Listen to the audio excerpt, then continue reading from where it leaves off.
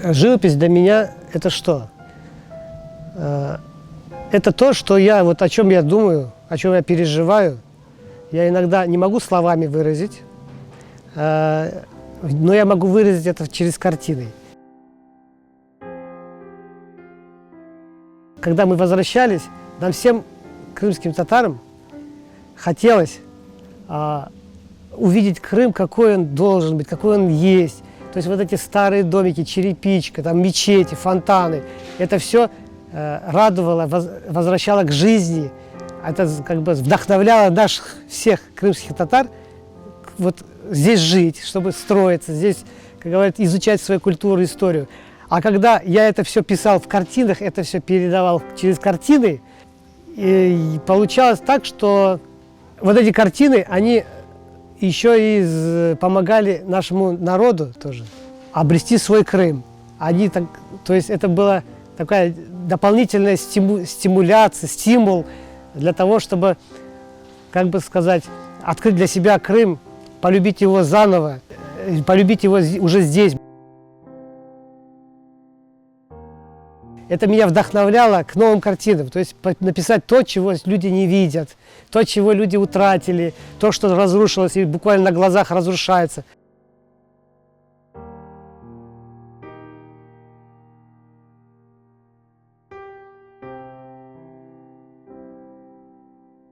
Для меня это важно, сохранить в картинах то, что утрачивается, или же не сохранить даже, а восстановить, воссоздать облик Крыма, какой он был раньше. И у меня иногда бывает, со мной такое случается, да, я иногда думаю, что я живу в прошлом веке, скажем, лет 100 назад, брожу по этим улочкам, не вижу здесь асфальта, я вижу здесь камень на земле, не вижу здесь шифера, вижу черепицу. То есть это в голове у меня автоматически. Когда я пишу какой-то пейзаж, я вижу, как будто я в прошлом нахожусь. То я вот смотрю на эту природу и просто задумываюсь, а какая красота вокруг меня, какая красивая природа, то есть как ее, кто ее создал. То есть я художник, но есть художник у этой природы намного, как говорится, недостижимый.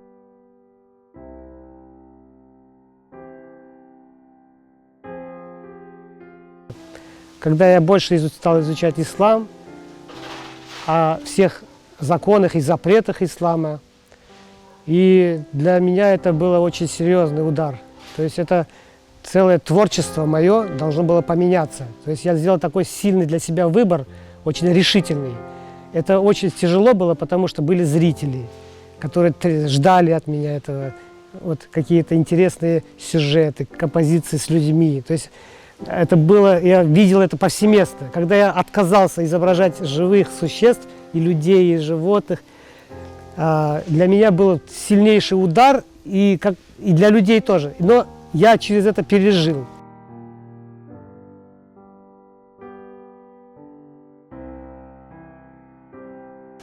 Во всех моих картинах чаще всего можно увидеть мечеть обязательно. То есть изображать мечеть и не верить в это, то есть это, я так считаю, что это неправильно, это глупо, да? То есть надо обязательно глубоко верующим человеком быть, и тогда картины будут очень глубокие и осмысленные. Какая-то старая татарская улочка, древняя, где есть обязательно, может быть, фонтанчик, или же мечеть, или же старая татарская архитектура, двухэтажная или одноэтажная, в зависимости от региона. Вот.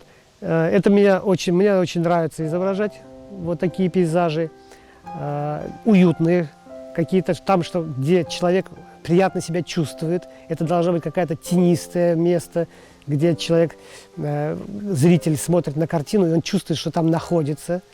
И находится он там один. Один из жанров моей живописи – это натюрморт. Это обращение к предмету, к тем предметам, которые окружали наш народ в старину. А представьте себе, это медная посуда, это гончарные изделия, это ткани, вышивки, ковры, это наша ювелирка, какой-нибудь там пояс красивый, золотое шитье. То есть это все до такой степени прекрасно.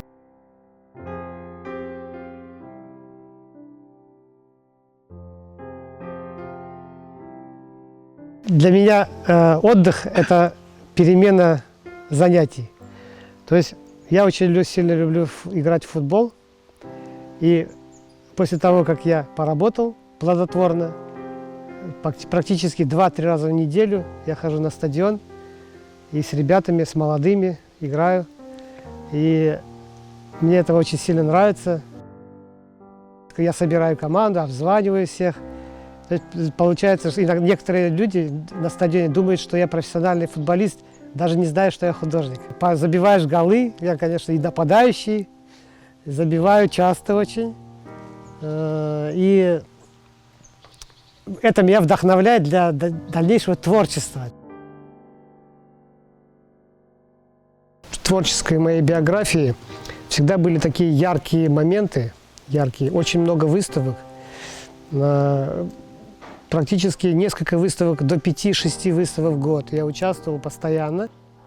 Когда тебе тяжело, когда тебе тоскливо, или же про тебя, может быть, забыли, или же картины не покупают, или в этот момент происходит какое-то событие яркое, и обязательно что-то происходит, и какая-то новая выставка, которая